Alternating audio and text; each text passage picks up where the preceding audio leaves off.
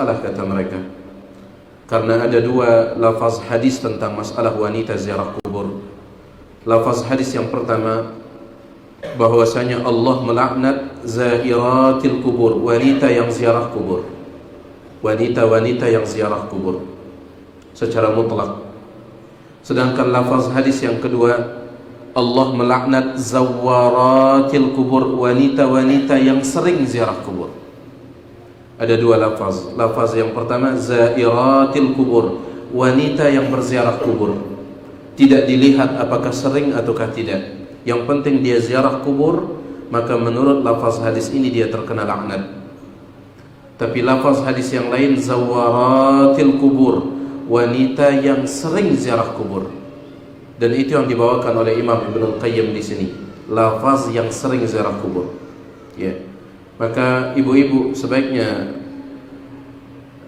tidak perlu berziarah kubur, ya. Kalau ingin mendoakan orang tuanya yang telah meninggal dunia, doakan saja dari rumah.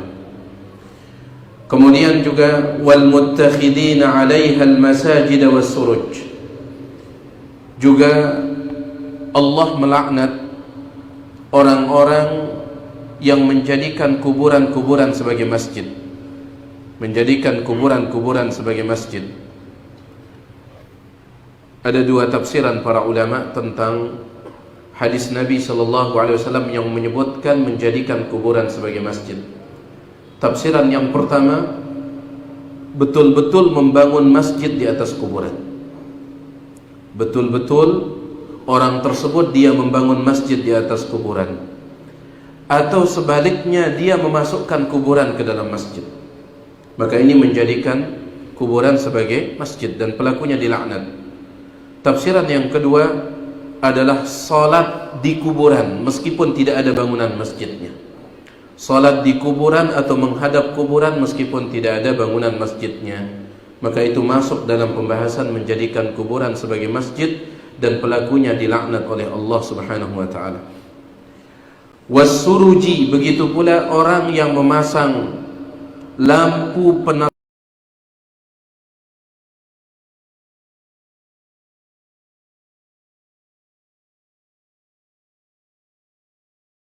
di kuburan. Ini pelakunya dilaknat. Ya, pelakunya dilaknat. Sengaja memasang lampu penerang di sebuah kubur tertentu. Ini menunjukkan dia gulu terhadap kubur itu. Nah, ini diantara contoh dosa yang pelakunya dilaknat oleh Allah Subhanahu wa taala. Kemudian juga wala'ana man afsada imra'atan 'ala zawjiha. Termasuk orang yang dilaknat karena melakukan dosa adalah seseorang yang merusak seorang wanita terhadap suaminya. Ya. Dia menjadikan seorang wanita benci kepada suaminya. Entah pada akhirnya dia menikahi wanita tersebut ataupun tidak menikahinya. Yang penting wanita itu hubungannya dengan suaminya rusak. Yang disebut dengan istilah takhbib. Nabi SAW mengatakan, laisa minna man khabbaba imra'atan 'ala zawjiha. Bukan termasuk golongan kami seseorang yang merusak seorang istri sehingga hubungan istri itu dengan suaminya pun tidak baik. Ya. Ini di zaman kita ini perlu diperhatikan hal seperti ini. Seorang laki-laki dia tahu wanita itu sudah bersuami tapi tetap digoda. Akhirnya wanita itu tertarik kepada dia, hubungan wanita itu dengan suaminya rusak, kemudian nikah dengan dia ataupun tidak nikah. Kenapa pelaku perbuatan ini dilaknat? Karena pelakunya merupakan tangan kanan syaitan, merupakan tangan kanan iblis, syaitan. Antum sudah sering mendengar hadis bahwasanya iblis dia meletakkan singgasananya di atas lautan. Dia letakkan singgasananya di atas lautan. Kemudian dia menyebarkan pasukannya untuk menggoda manusia. Nanti pasukan-pasukannya itu akan melapor kepada dia. Salah satu pasukannya mengatakan, saya tidak meninggalkan si fulan sampai dia jatuh dalam perbuatan dosa ini. Iblis mengatakan, ma fa'alta syai'an, apa yang engkau lakukan itu biasa, kecil. Yang ini ngelapor, saya tidak meninggalkan dia sampai dia melakukan dosa itu. Apa kata iblis? Ma fa'alta syai'an, itu pun kecil. Sampai datang salah satu pasukannya mengatakan, ma taraktuhu hatta farraqtu bainahu wa baina imra'atih. Aku tidak meninggalkan si fulan sampai aku jadikan dia berpisah dengan istrinya, cerai. Kata iblis, sini. Kemudian iblis mengatakan, ni'ma anta, engkaulah pasukanku yang terbaik. Ya, jadi Islam sangat menjaga hubungan pernikahan orang. Dan yang menginginkan perceraian itu adalah iblis. Dan ketika seseorang berusaha merusak hubungan orang lain, maka dia kaki tangannya iblis, ya, tangan kanannya bahkan. Oleh karena itu, merusak seorang wanita yang sudah bersuami sehingga wanita itu benci kepada suaminya, ini merupakan perbuatan dosa besar yang pelakunya dilaknat oleh Allah Subhanahu wa taala. Kemudian beliau mengatakan, wa akhbara anna man batat muhajiratan li firasi zawjiha la'anatha al malaikatu hatta tusbih. Di antara yang dilaknat juga adalah seorang wanita, sebagaimana yang antum sering dengarkan, seorang wanita yang menjadikan suaminya marah kepadanya gara-gara dia tidak mau melayani suaminya, ya, padahal tidak ada uzur syar'i. Suaminya mengajak dia untuk berhubungan dan dia tidak punya uzur syar'i, tetapi dia menolaknya, maka para malaikat melaknatnya wanita tersebut hatta tusbih, sampai masuk waktu subuh, waktu pagi. Dalam riwayat yang lain, hatta yarda, sampai suaminya ridha. Kemudian juga di antara yang beliau sebutkan di sini, wa la'ana man katama ma anzalallahu subhanahu minal bayyinati wal huda. Allah melaknat orang yang menyembunyikan kebenaran karena ada kepentingan dunia yang dia jaga, ya. Dan itu terdapat di dalam surah Al-Baqarah, innal ladzina yaktumuna ma anzalna minal kitab min ba'di ma bayyanahu lin-nas ulaika yal'anuhumullah wa yal'anuhumul la'inun. Sesungguhnya orang-orang yang mereka menyembunyikan apa yang telah kami turunkan dan kami jelaskan, kata Allah, maka mereka adalah orang-orang yang dilaknat oleh Allah dan dilaknat oleh semua makhluk yang melaknat. Kata Imam Ibnu Katsir, mereka menyembunyikannya karena ada kepentingan dunia yang mereka sedang jaga.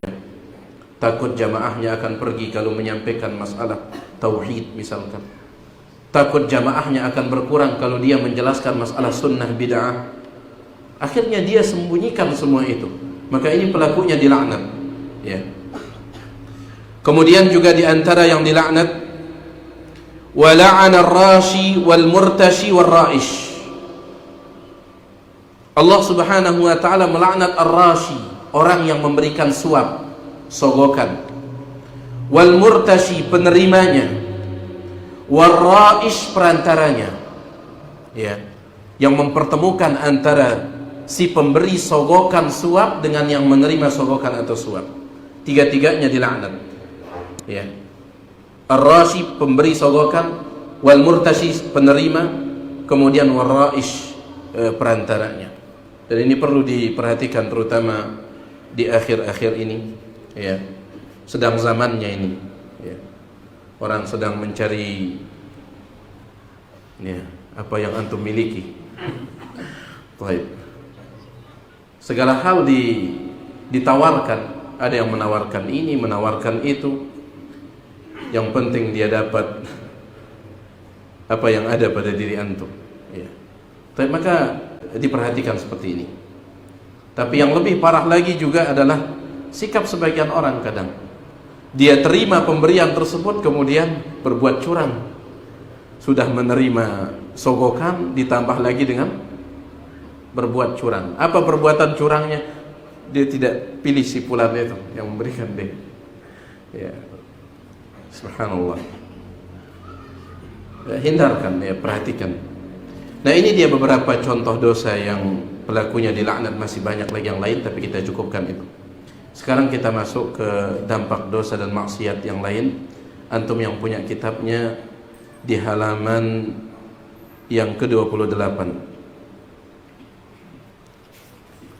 Qala al-muallif rahimahullah, kata beliau,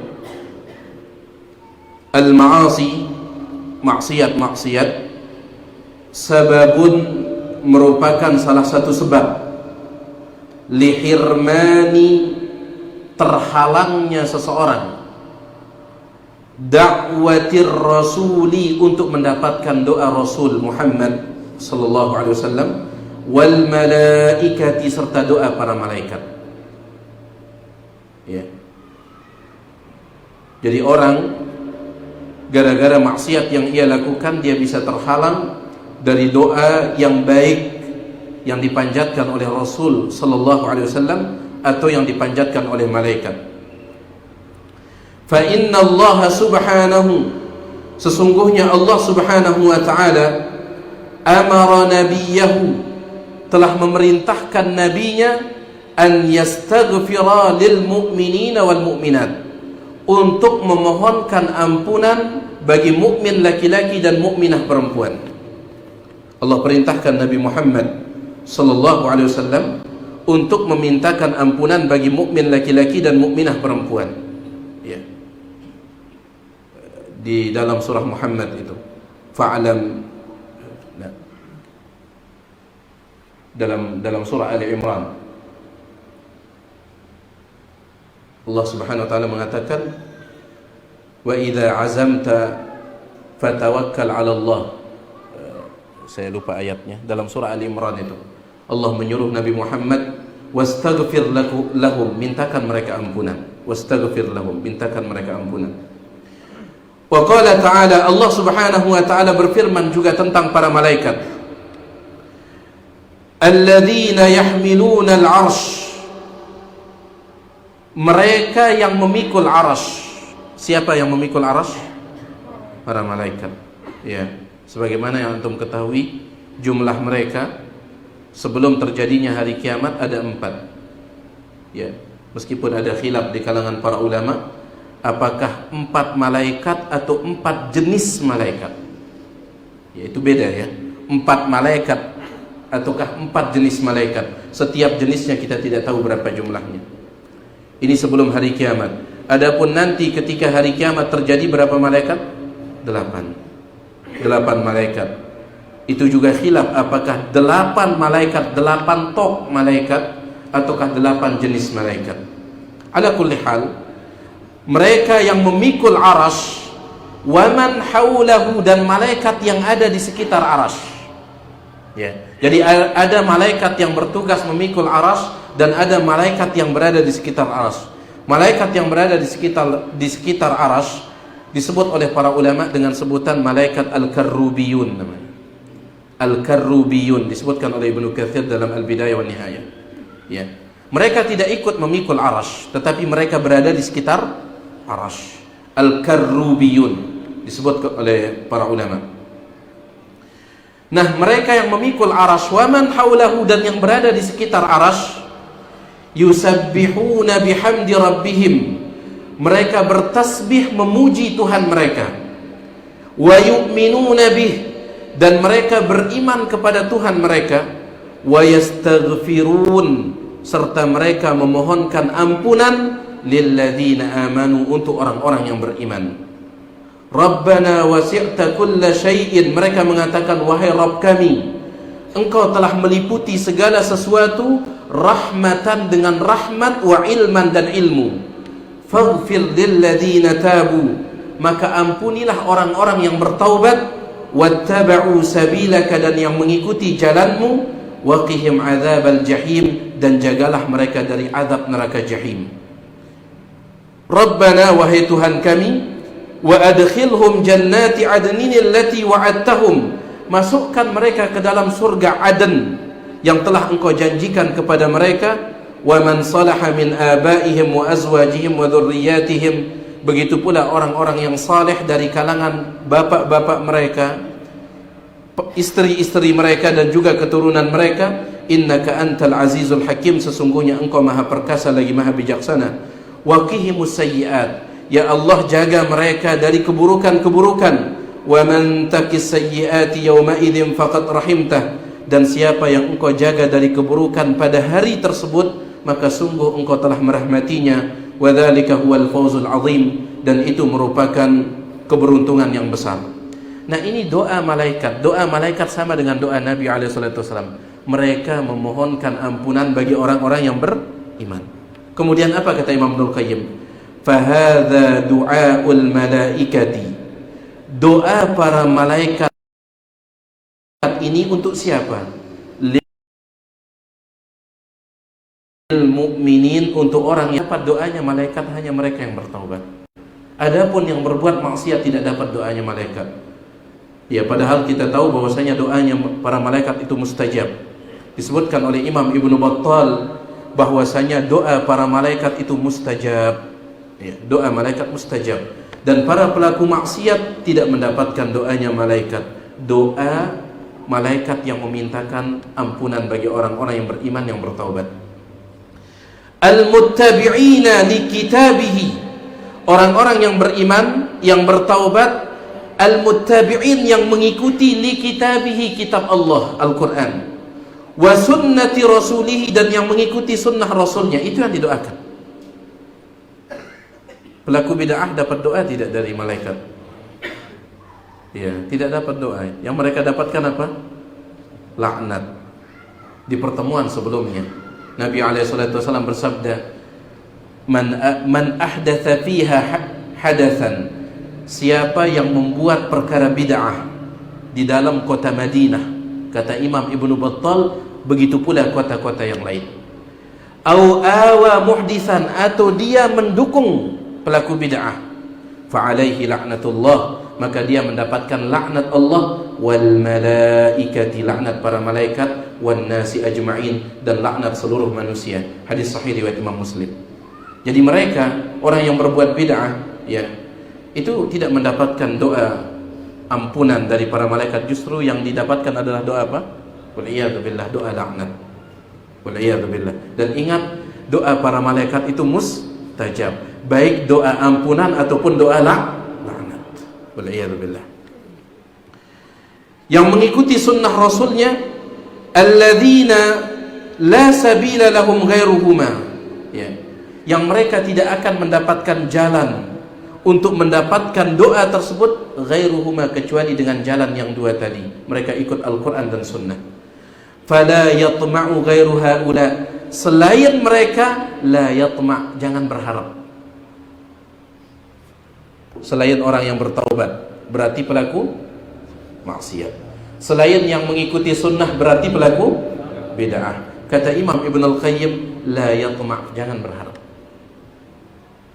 biijabati hadhihi ad-da'wah, ya, untuk mendapatkan pengabulan doa seperti ini.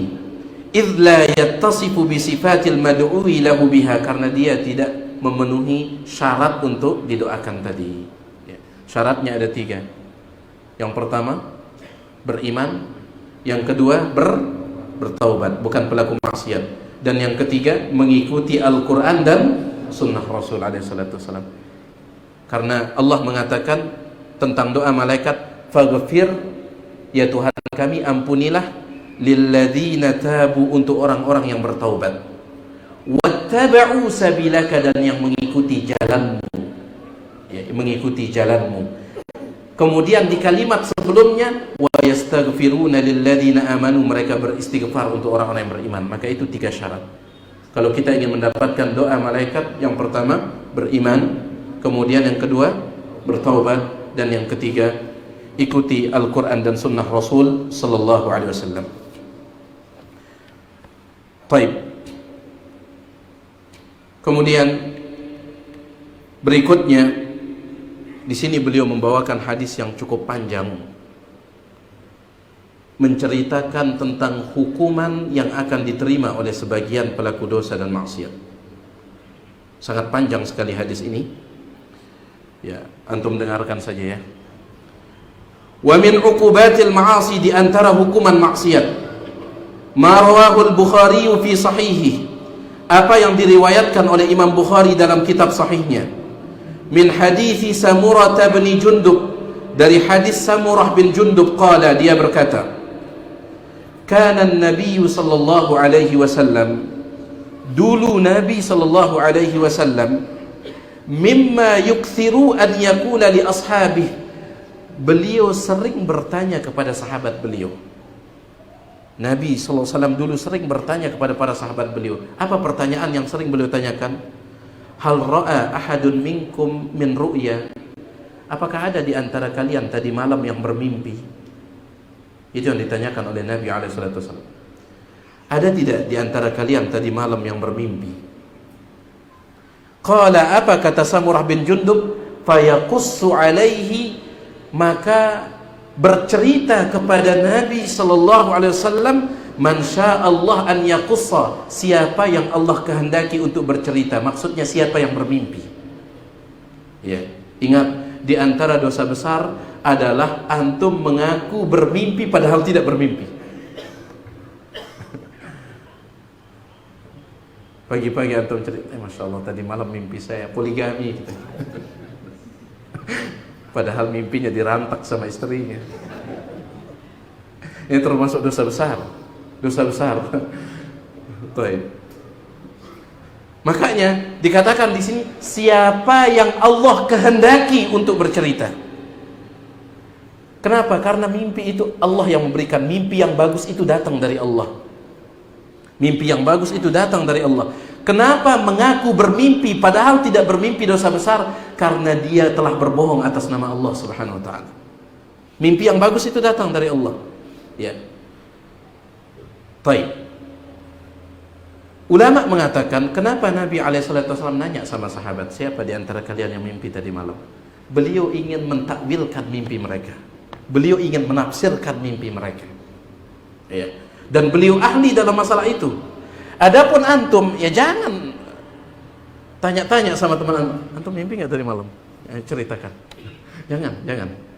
Nanti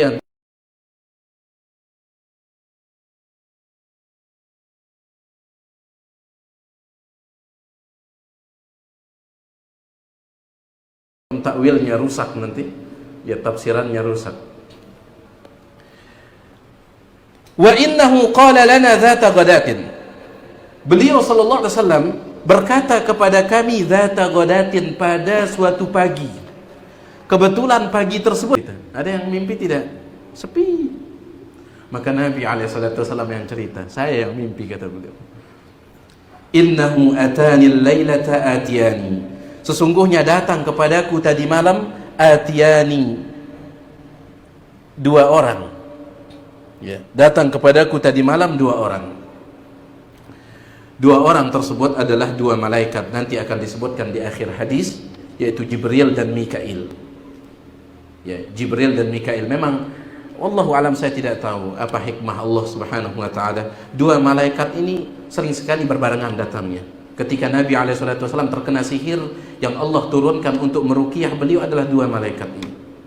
Ya, dua malaikat ini, Jibril, Mikail. Begitu pula ketika Nabi SAW dibawa untuk melihat siksaan orang yang tidak berpuasa atau siksaan orang yang sengaja membatalkan puasanya, yaitu malaikat Jibril dan Mikail. Dua malaikat ini intinya sering sekali diutus oleh Allah. Saya tidak tahu apa hikmahnya. Termasuk di dalam hadis ini kata Nabi SAW, tadi malam datang kepadaku dua orang karena mereka menjelma menjadi manusia.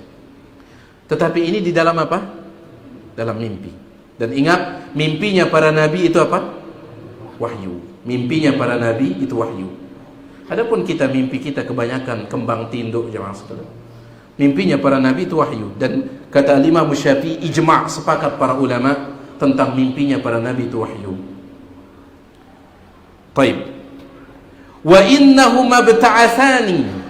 Mereka berdua membangunkanku, membangunkan beliau di dalam mimpi. Paham antum? Jadi beliau melihat diri beliau dalam mimpi itu sedang tidur. Beliau sedang tidur dan beliau melihat diri beliau sedang tidur dalam mimpi, kemudian dibangunkan. Tidur di dalam tidur, paham antum? Ya. Tidur dalam tidur. Baik.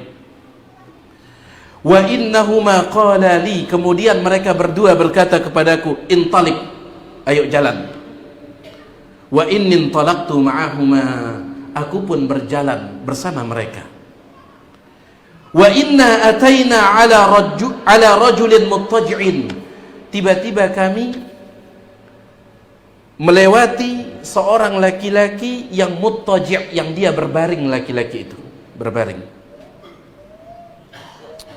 Wa idza akharu qa'imun 'alaihi bi sakhratin, sedangkan ada satu laki-laki berdiri di samping kepala laki-laki yang berbaring itu. Ya, ada satu laki-laki berbaring, kemudian ada satu laki-laki berdiri di samping kepala laki-laki yang berbaring itu. Dan laki-laki yang berdiri tersebut membawa sakhrah, batu besar. Ya, sakhrah, batu besar. Wa idza huwa yahwi bis sakhrati li ra'sihi, maka laki-laki yang berdiri yang memegang batu besar itu menghantamkan batu besar itu di kepala laki-laki yang berbaring itu. Dihantamkan, dipukulkan. Fayathlagu ra'sahu, maka kepalanya pun hancur. Fayatadahdahul hajaru hahuna, dan batu yang digunakan menghantam itu menggelinding. Dihantam dengan keras, kepalanya hancur dan batunya menggelinding. Fayatba'ul hajar, maka laki-laki yang berdiri itu dia berjalan untuk mengambil batu itu lagi. Fala yarji'u ilaihi hatta yasihha ra'suhu kama kana. Ketika dia balik, ternyata kepala orang tersebut sudah kembali lagi. Sudah kembali lagi. Thumma ya'udu alaihi, kemudian dihantam lagi terus berulang-ulang. Fayaf'alu bihi mithla ma fa'ala al-marratal ula, dia melakukan untuk berikutnya seperti yang dia lakukan pertama tadi, dihantam terus. Qala qultu lahuma, aku pun bertanya kepada mereka berdua, subhanallah, ma hadza? Ya, subhanallah, keheranan. Ma hadza? Apa ini? Qala li, tetapi mereka berdua mengatakan, intalik, intalik, jalan, jalan. Ya. Nabi SAW belum diberitahukan oleh dua malaikat itu. Fantalaqna, kami pun berjalan. Fa'ataina ala rajulin mustalqin liqafah, kami pun melewati seorang laki-laki yang kembali lagi laki-laki tersebut dia berbaring juga. Ya, tengkuknya jadi bawah, mustalqin, liqafah, tengkuknya, leher bagian belakangnya jadi bawah. Wa idza akharu qa'imun alaihi, di samping dia yang sedang berbaring ada juga laki-laki yang berdiri, tetapi bikallubin min hadid, laki-laki yang berdiri itu memegang kalub, semacam pancing dari besi, pancing dari kail. Wa idza huwa ya'ti ahada shiqqai wajhi fayusharshiru shidqahu ila qafah, kemudian laki-laki yang memegang pancing itu memasukkan pancing itu di shidq. Shidq itu ini pinggir mulut, kemudian ditarik sampai belakang. Ya, ditarik sampai belakang. Yang bagian kanan dulu sampai belakang. Setelah selesai ditarik sampai belakang, wa min kharahu ila qafah, pancing itu dimasukkan ke lubang hidungnya, kemudian ditarik sampai belakang. Wa ainahu ila qafah, kemudian pancing itu ditancapkan di matanya, ditarik sampai belakang, selalu sampai belakang. Baik. Thumma yatahawwalu ila al-janibil akhar, kemudian berpindah lagi ke sisi yang berikutnya. Tadi kan yang bagian kanan, sekarang bagian kiri. Fayaf'alu bihi mithla ma fa'ala bil janibil awwal, dan dia melakukan seperti yang dia lakukan di sisi yang pertama tadi itu. Fama yafrugu min dzalikal janib, belum selesai bagian kiri ini, hatta yasihha dzalikal janib kama kan, bagian kanan ini sudah kembali lagi normal. Ya, belum selesai bagian kiri dirobek, bagian kanan ini kembali lagi. Maka dirobek lagi bagian kanan, ya. Kemudian setelah itu bagian kiri, belum selesai lagi, kembali, begitu seterusnya. Thumma ya'udu alaihi, berulang-ulang, fayamalu mithla ma fa'alal marratal ula, dia melakukan seperti yang dia lakukan pertama. Qala qultu subhanallah, Nabi SAW mengatakan subhanallah, ma hadani, apa ini? Faqala li, mereka berdua malaikat tersebut mengatakan, intalik, intalik, jalan, jalan. Fantalaqna, kami pun terus berjalan. Fa'ataina ala mithli tanur, kami pun melewati sebuah tanur. Tanur itu tungku api, jangkih tanur. Tapi tentunya wallahu alam bagaimana bentuk jangkihnya ini. Qala wa ahsibuhu annahu kana yaqul fa idza fihi laghatun wa aswat. Di dalam tungku tersebut ada lagat, ada suara teriakan-teriakan, wa aswat, dan suara-suara yang lain, jeritan. Qala fattala'na fihi. Kata Nabi SAW, kami pun mengintip tungku tersebut, kami intip. Fa idza fihi rijalun wa nisa'un urah. Ternyata di dalam tungku itu ada laki-laki dan perempuan-perempuan urah yang mereka telanjang. Ya, laki-lakinya telanjang, perempuannya telanjang. Wa idza hum ya'tihim lahabun min asfala minhum. Kemudian api datang dari bawah mereka. Mereka telanjang, laki-laki dan perempuan.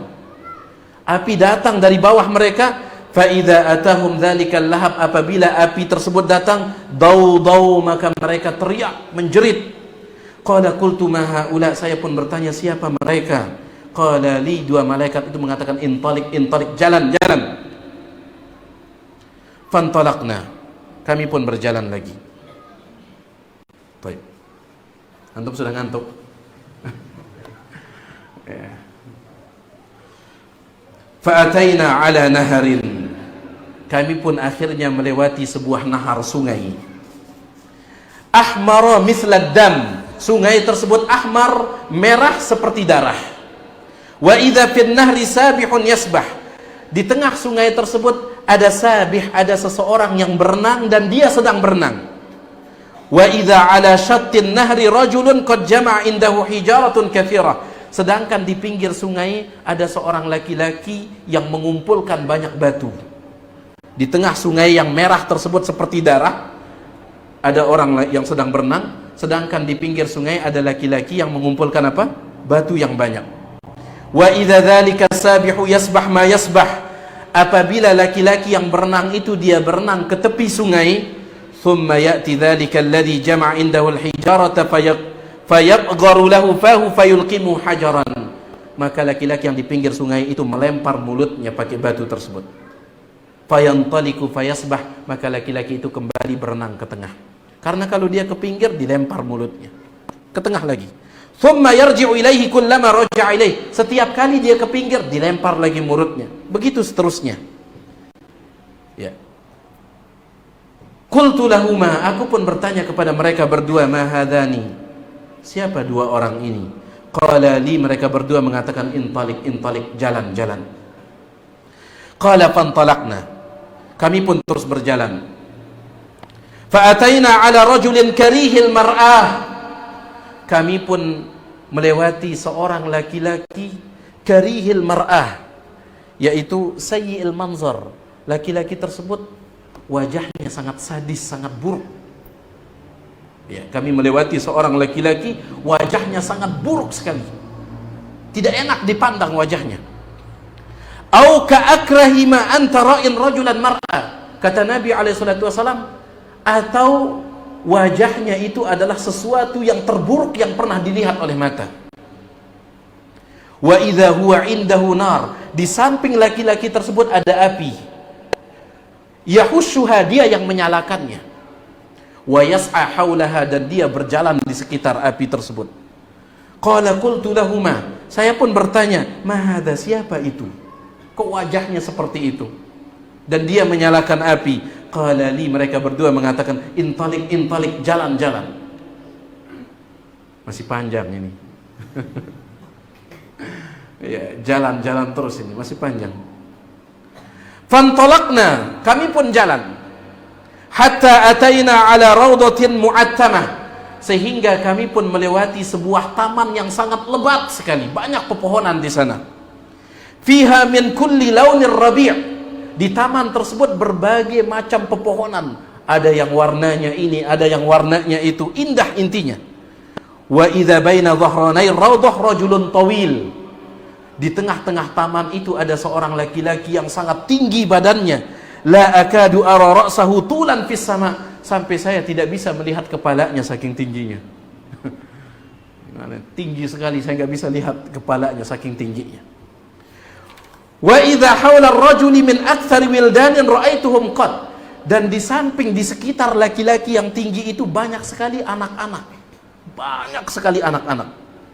Qala qultu lahuma, saya pun bertanya kepada dua malaikat itu, ma hadza, siapa ini? Ma haula, siapa anak-anak itu? Qala li intalik, intalik. Apa artinya? Jalan-jalan. Ya, Masya Allah, antum sudah bisa bahasa Arab. Setidaknya antum dapat faedah bahasa Arabnya ya. Intalik, intalik, jalan-jalan. Baik. Ibu-ibu, kalau bisa antun katakan ini kepada suami. Intalik, intalik, jalan-jalan. Jalan kemana? Ke mall. Baik. Fantolakna, kami pun jalan. Kami pun jalan. Fantahaina ila raudatin azimah. Kami sampai di sebuah taman yang besar. Kalau tadi taman yang lebat, yang ini taman yang besar. Lam ara raudatan qattu a'zama minha wala ahsan. Saya tidak pernah melihat taman yang lebih besar daripada itu dan lebih indah daripada itu. Qala li, mereka berdua berkata kepadaku, irqa fiha, naik sana. Naik ke taman itu. Fartaqaina fiha, kami pun naik. Ila madinatin, kami naik ke sebuah kota. Ternyata di dalam taman itu ada kota, bayangkan. Biasanya taman berada dalam kota, kalau ini kota di dalam taman, menunjukkan besarnya taman ini. Ya, biasanya kan taman dalam kota, taman Selong, ya, di kota Selong. Tapi ini Selong di dalam taman, besar tamannya. Makanya Nabi SAW mengatakan, saya tidak pernah melihat taman yang lebih besar daripada itu. Kami pun naik ila madinatin, ke sebuah kota, mabniyatin, kota itu dibangun bilabini dhahabin, dengan menggunakan batu bata dari emas, walabini fiddatin, batu bata dari perak. Itu kota tersebut bangunannya dari emas, dari perak. Qala fa'ataina babal madinah, kami pun mendekati pintu kota tersebut, kota emas, kota perak, kami dekati pintunya. Fastaftahna, kami pun minta dibukakan. Fafutiha lana, kemudian dibukakan. Fadakhalnaha, kemudian kami pun masuk. Fatalaqqana rijalun, kami disambut oleh beberapa laki-laki. Syatrun min khalqihim ka ahsani ma anta ra'in, wa syatrun minhum ka aqbahi ma anta ra'in. Laki-laki yang menyambut kami itu banyak. Setengah wajahnya itu tampan, setengahnya buruk. Setengah wajahnya laki-laki tersebut, banyak laki-laki, rata-rata setengah wajahnya itu adalah wajah tertampan yang pernah kalian lihat, dan wajah setengahnya itu terburuk yang pernah kalian lihat. Qala lahum, maka dua malaikat tadi berkata kepada semua laki-laki yang menyambut kami, laki-laki yang berwajah dua ini, ya, berwajah dua, betul-betul dua wajahnya yang ini. Bukan maksudnya berwajah dua, ke sana lain ngomongnya, ke sini lain, enggak. Ya, tapi ini memang dua wajahnya, yang sebelahnya tampan, yang sebelahnya buruk. Maka malaikat berkata kepada mereka berdua, kepada mereka, idhabu, pergi kalian, faqa'u fi dzalikan nahri, masuk ke sungai itu. Disuruh laki-laki semuanya masuk ke sungai itu. Qala wa idza nahrun mu'taridun yajri ka'anna ma'ahu al-mahdu fil bayad. Ternyata ada sebuah sungai yang airnya itu tulen putihnya. Maksudnya kata para ulama, airnya itu dari susu. Fadhahabu, semua laki-laki yang berwajah dua itu pergi, fawaqa'u fihi, kemudian nyemplung ke dalam sungai itu. Thumma raja'u ilaina, kemudian mereka semua balik kepada kami. Qad dhahaba dzalika su'anhum, wajah mereka yang buruk itu sudah hilang, semuanya tampan sekarang. Ya, semuanya tampan. Qala li, nah sekarang mulai malaikatnya ini ngasih tahu.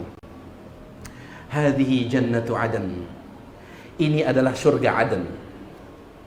Ya, surga Aden, taman yang besar, yang indah, yang di dalamnya ada kota. Kota dari apa?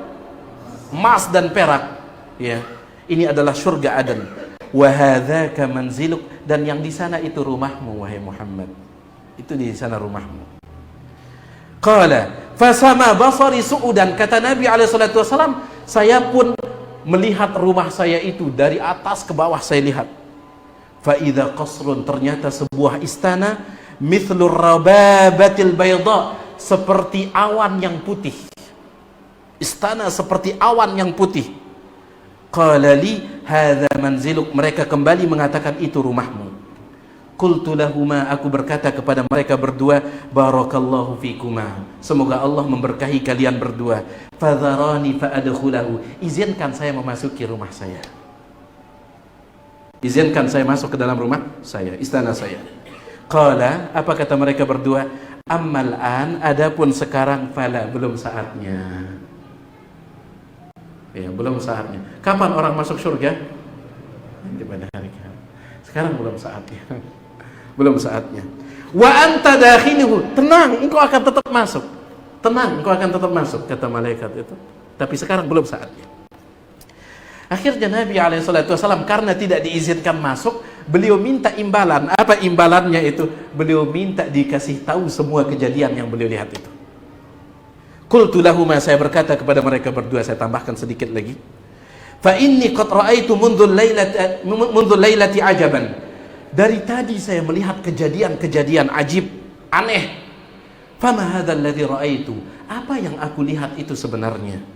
Qala li, mereka berdua mengatakan, ama inna sanukhbiruka, sekarang kami akan beritahukan kepadamu. Kami akan beritahukan kepadamu. Baik. Subhanallah, sabarnya Nabi SAW ya. Beliau minta dikasih tahu tetapi tidak dikasih tahu, tapi beliau sabar. Makanya Nabi SAW mengomentari Nabi Musa alaihissalam. Ya. Bukan berarti Nabi Musa mulia, akan tetapi Nabi Muhammad jauh lebih mulia. Nabi Musa alaihissalam ketika bersama Khadir itu, Nabi Khadir, ya. Nabi Khadir mengatakan, jangan pernah bertanya apapun kepadaku wahai Musa, apapun yang aku lakukan jangan nanya.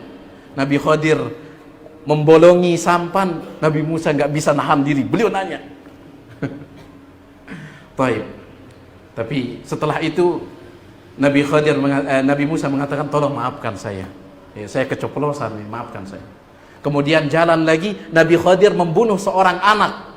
Nabi Musa nggak bisa nahan diri. Beliau nanya, kenapa? Baik. Akhirnya Nabi Musa berjanji, kalau saya nanya lagi, ya, maka saya tidak akan mengikuti Anda lagi, wahai Nabi Khadir. Pecat saya jadi murid Anda. Seolah-olah seperti itu. Kemudian setelah itu mereka berjalan, tiba-tiba ada tembok yang miring hampir jatuh ditegakkan oleh Nabi Khadir. Nabi Musa nggak bisa nahan diri, penasaran. Kenapa engkau tegakkan? Apa kata Nabi SAW? Rahimallah Musa, semoga Allah merahmati Nabi Musa. Seandainya beliau mau bersabar saja, maka akan panjang dialog yang akan kita dapatkan di dalam Al-Quran. Tapi hanya 3 saja. Lihat Nabi Muhammad SAW intolik jalan sampai antum bosan duluan. Antum bosan duluan. Banyak yang gini. Nabi SAW nggak bosan-bosan, intolik, jalan, sabar. Baik. Maka akhirnya mereka memberitahukan sedikit lagi. Ammar rajulul awwal, adapun laki-laki yang pertama, yang engkau lihat kepalanya dihantam pakai batu berulang-ulang. Alladzi ataita alaihi yuthlagu ra'suhu bil hajar, kepalanya dihantam pakai batu.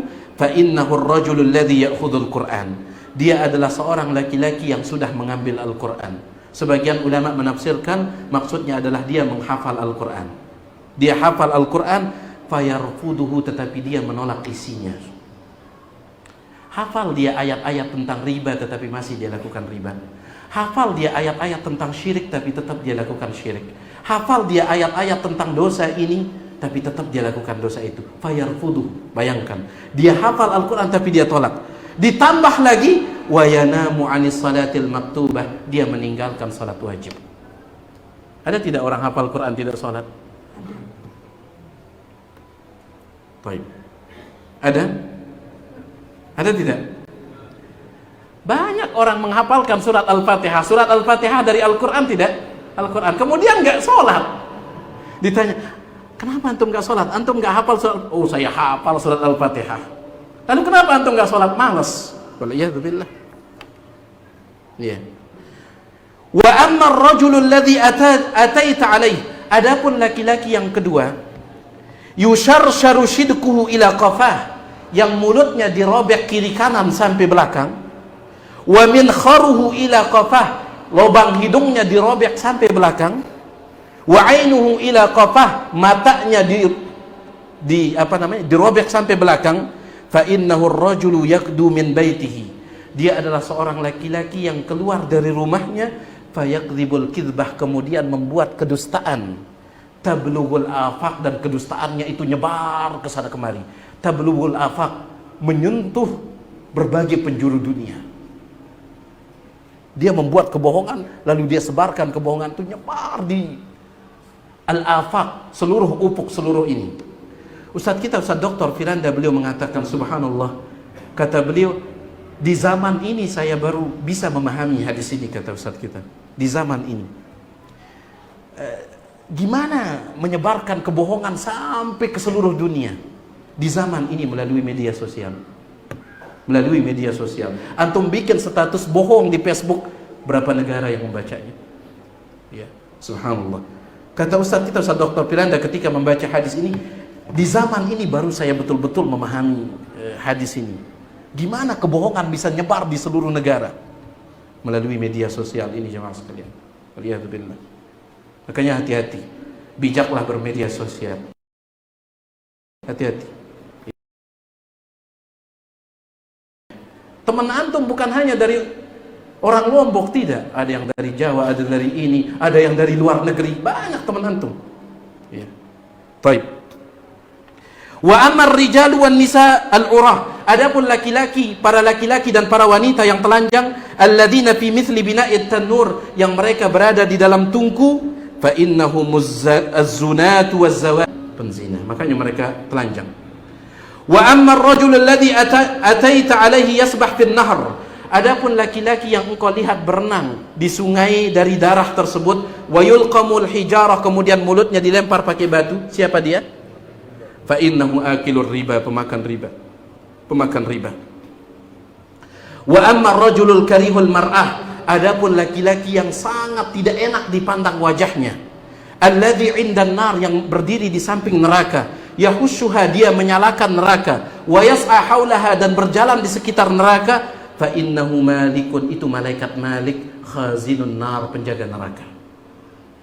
Ya, penjaga neraka. Bahkan ketika Nabi Isra Mi'raj, Nabi bertanya kepada malaikat Jibril, kenapa Malik tidak pernah tersenyum? Kata malaikat Jibril, memang dia tidak pernah tersenyum semenjak diciptakan. Supaya apa? Bayangkan ya, melihat penjaganya saja sudah seperti itu, apalagi nerakanya. Ya, apalagi nerakanya.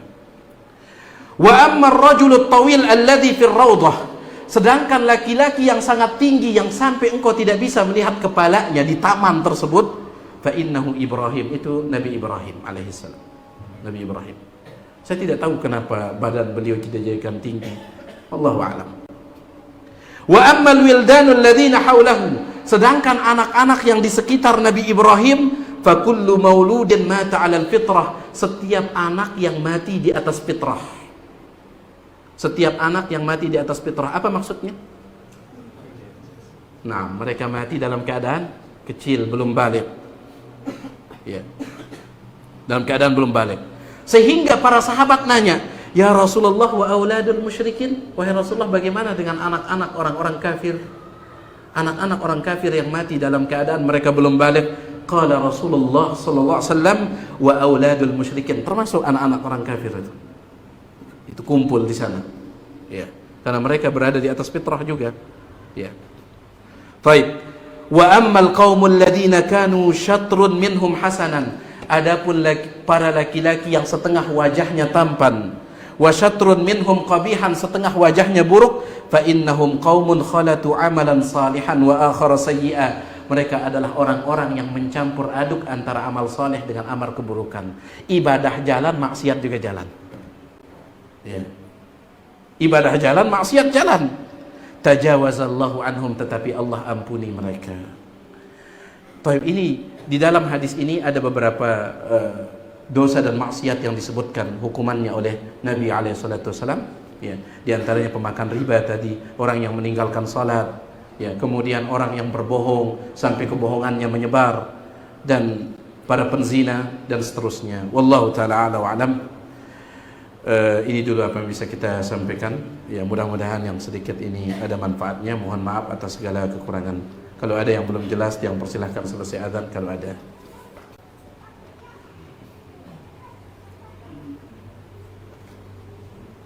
Allahu Akbar, Allahu Akbar,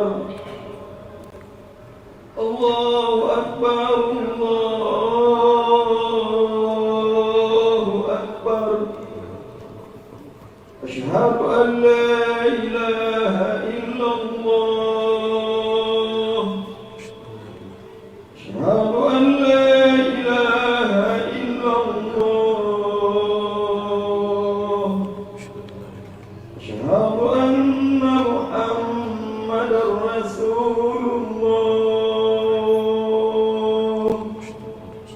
Asyhadu anna Muhammadar Rasulullah.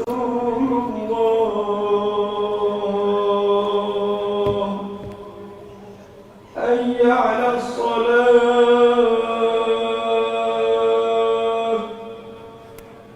Hayya 'alas shalah.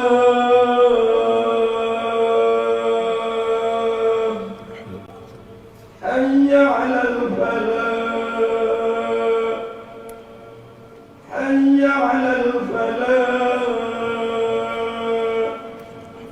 Allahu Akbar, Allahu Akbar. La ilaha illallah. La ilaha illallah.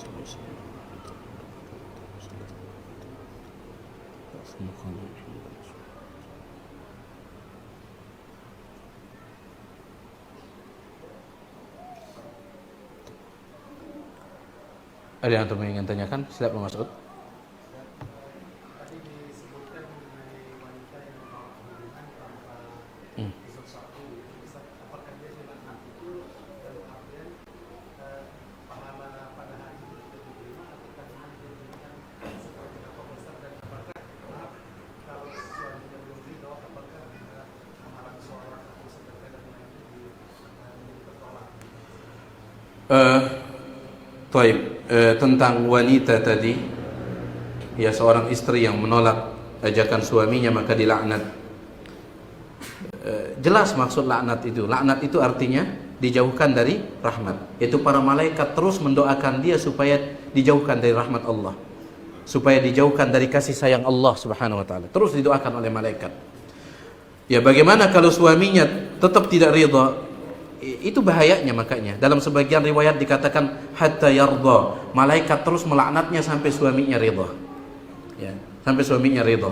Maka kita katakan kepada ibu-ibu, maka perlu waspada dalam masalah ini. Tetapi kita juga ingatkan bagi para suami, ya, maafkanlah. Ya. Jangan diancam istrinya. 1 minggu saya tidak ridha katanya. Oh, panjang ini 1 minggu dilaknat terus, kasihan istrinya. Kasihan istrinya. Ya. Oleh karena itu sang istri perhatikan masalah ini, waspada. Kemudian suami juga, ya, milikilah sifat maaf, ya. Wallahu taala a'la wa alam. Kemudian apakah salatnya tidak terima? Itu dosa lain. Itu dosa lain. Apa namanya? Kalau dalam hadis ini hanya disebutkan tentang laknat, ya. Ada satu hadis yang mengatakan ada 3 orang yang salat mereka itu tidak akan terangkat melewati kepala mereka meskipun 1 jengkal. Di antaranya seorang wanita, tetapi saya agak lupa hadisnya ini. Cuman disebutkan seorang istri, ya, apa namanya, yang dia hubungannya dengan suaminya tidak baik.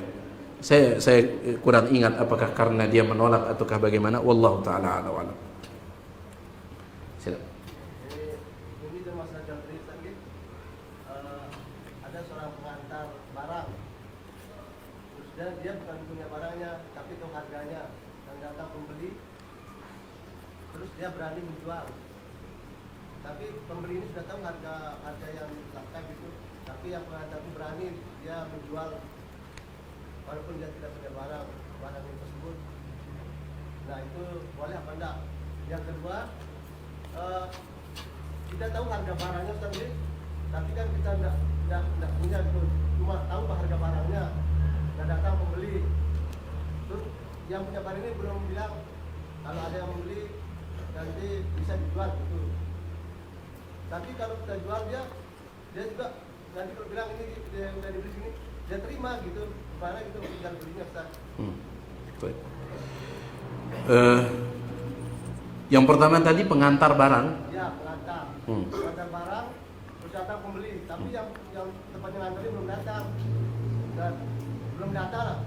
Datang di pasar nih, yang barang. Yang tempatnya nganterin belum datang. Terus datang pembeli. Pembeli ya. Ya, pembeli itu mau beli, dia bilang saya pengantar tapi satu harganya, terus dia transaksi. Oh, berarti dia menjual barang orang. Ya, belum datang tempat pengantar itu. Ini pembahasan dibahas oleh para ulama. Yang pertama, ada 3 keadaan menjual barang orang. Ya, menjual barang orang itu ada 3 keadaan. Keadaan yang pertama, dia sebagai wakil. Ya, pemilik barang mewakilkan dia.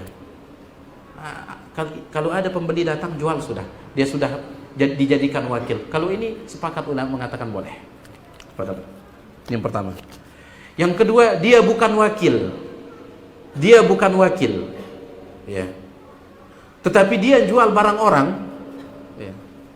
Dia jual sawah orang misalkan. Dia bukan wakil. Kemudian setelah barangnya itu terjual, pemilik barang tersebut tidak ridho. Maka ini ulama mengatakan jual belinya batal. Jual belinya batal. Baik. Yang ketiga adalah dia menjual barang orang, ya.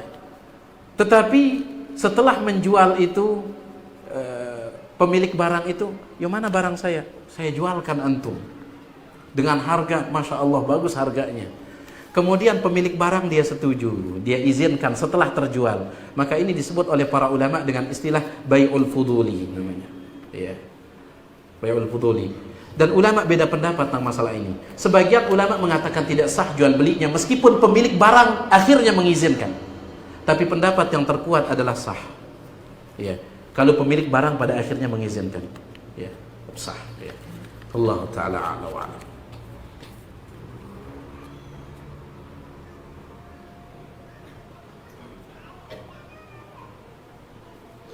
Apakah termasuk dosa besar apabila kita menggibah orang tapi dalam hati? Keren ini. Seperti mengatakan si fulan kurus tapi dalam hati. Gibah hati itu ada gibah lisan dan ada gibah hati. Gibah hati yang disebutkan oleh Imam Ibnu Qudamah dalam kitabnya Mukhtasar Minhajul Qasidin adalah su'uzon, itu gibah hati. Su'uzon, buruk sangka, itu gibah hati. Ya, gibah hati. Itu buruk sangka. Adapun kalau itu bukan buruk sangka, ya. Tetapi dia membicarakan tapi di dalam hati, maka itu bukan gibah itu. Dia tidak masuk gibah lisan dan juga tidak masuk gibah hati. Jadi gibah lisan jelas. Adapun gibah hati itu su'uzon, buruk sangka. Ya. Wallahu taala a'la wa a'lam.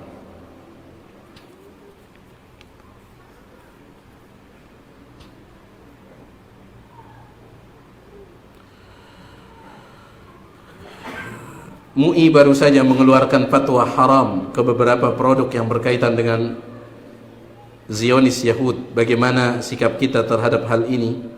Di sini disebutkan berkaitan dengan Israel. Ya, ulama kita banyak mengingatkan sebaiknya jangan katakan Israel. Ya. Jangan katakan Israel karena Israel itu Nabi siapa? Nabi Yakub alaihissalam, dan mereka suka disebut dengan sebutan itu karena dinisbahkan kepada Nabi Yakub alaihissalam. Sepakat ulama Israel itu nama Nabi Yakub alaihissalam. Sebut mereka dengan sebutan yang Allah sebut mereka dengannya, Yahudi. Ya. Baik. Bagaimana sikap kita terhadap hal ini? Apakah kita masih boleh konsumsi produk tersebut atau tidak boleh?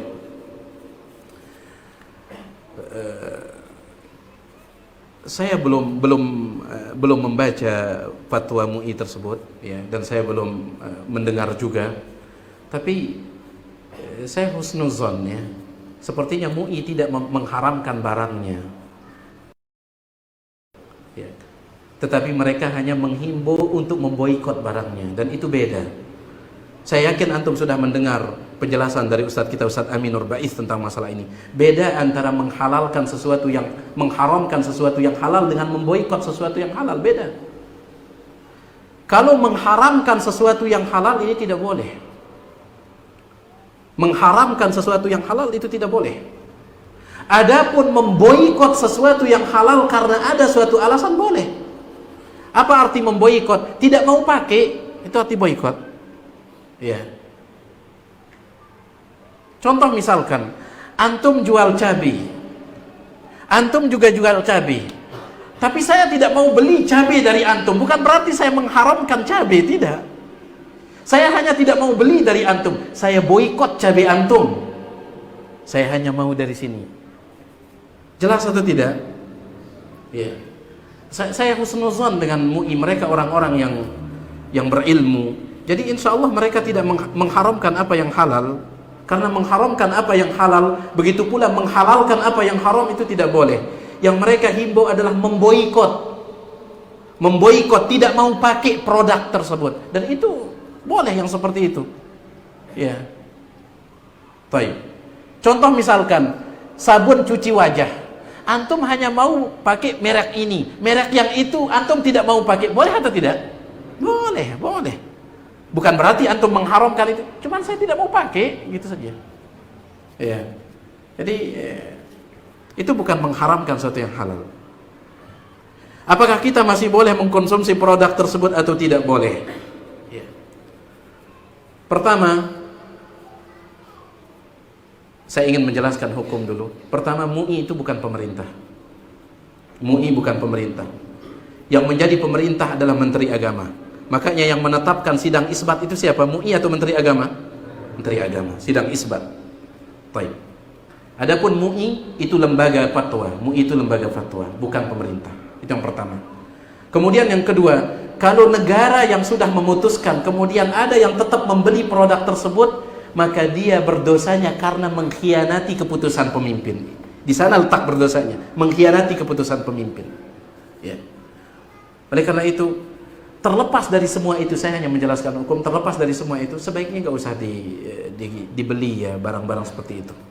Sebagai bentuk kepedulian kita untuk saudara-saudara kita, sebagai bentuk kepedulian kita. Ya. Sebaiknya nggak usah beli. Masih banyak kok yang lain, banyak yang lain.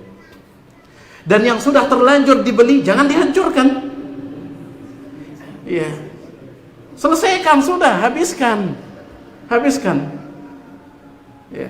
Ada sebagian orang bikin status yang paling sulit untuk diboikot sekarang iPhone katanya. Sebagian ustadz kita pakai iPhone, mereka menuntut ustadz hancurkan iPhone-nya. La ilaha illallah. Jangan keluarkan uang untuk beli lagi, jangan keluarkan.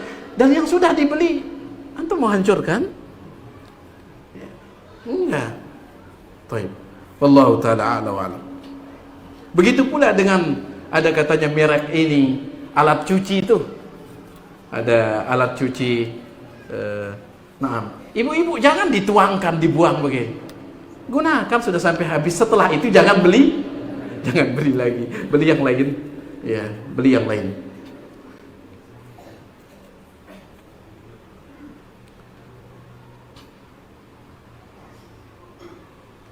Wanita yang berziarah kubur batasannya apakah sekali seminggu karena suami baru saja meninggal? Ya semoga penanya ini diberikan kesabaran oleh Allah Subhanahu wa taala. Ya. Isbiri wahtasibi, bersabar dan mengharapkan pahala dari Allah Subhanahu wa taala. Ini kembali kepada pendapat mana yang Anda ambil. Karena sebagian ulama mengatakan wanita mutlak tidak boleh ziarah kubur. Mutlak tidak boleh sama sekali ziarah kubur. Ini pendapat sebagian ulama. Sebagian ulama mengatakan yang dilarang itu yang sering-sering. Ya. Dan saya pribadi lebih condong kepada pendapat yang melarang, ya sebaiknya dihindarkan saja. Dan di antara cara anti berbakti kepada, di antara cara anti berbuat baik kepada suami anti yang meninggal dunia bukan menziarahinya, bukan menziarahi, tapi doakan. Dan untuk mendoakan tidak mesti harus datang, doakan dari rumah. Ya, semoga diampuni dosa-dosanya, semoga kuburnya dijadikan sebagai taman di antara taman-taman surga. Tidak mesti harus datang, tidak mesti harus datang. Ya. Wallahu taala a'la wa a'lam. Tapi ini dia apa yang bisa kita sampaikan. Yang maaf atas segala kurangan, mudah-mudahan ada manfaatnya. Subhanakallahumma bihamdik asyhadu an la ilaha illa anta astaghfiruka wa atubu ilaik. Assalamualaikum warahmatullahi wabarakatuh.